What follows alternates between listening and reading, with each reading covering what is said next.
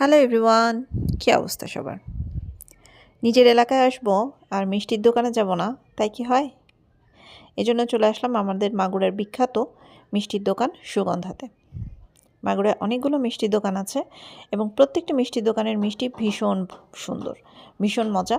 কিন্তু তারপরও সুগন্ধার মিষ্টি ভীষণই প্রসিদ্ধ, এক নামে চেনা। আমাদের আশপাশের এলাকা থেকে বা অন্যান্য অনেক জায়গা থেকে সুগন্ধার মিষ্টি খাওয়ার জন্য বা কিনে নেওয়ার জন্য প্রচুর লোক মাগুরায় আসে। আবার আমরা যারা অনেক দিন পর পর ছুটিতে মাগুরায় যাই, তাদের জন্য তো এই মিষ্টির দোকানের মিষ্টি তো ভীষণ পছন্দের। আর যারা এলাকায় থাকে তাদের তো কোনো কথাই নেই, তারা সারা বছরই এই মিষ্টির স্বাদ নিতে পারে। দোকানে আছে অনেক অনেক অনেক রকমের মিষ্টি, অনেক স্বাদের মিষ্টি।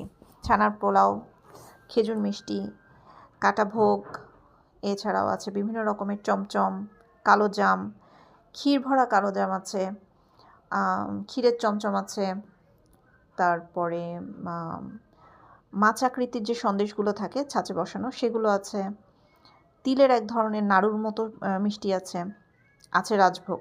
রাজভোগটা হচ্ছে রসগোল্লার একটা বড় ভার্সন এবং এটার ভিতরে ক্ষীর দেওয়া থাকে, ভীষণই মজা খেতে। এই যে এটা হচ্ছে রাজভোগ।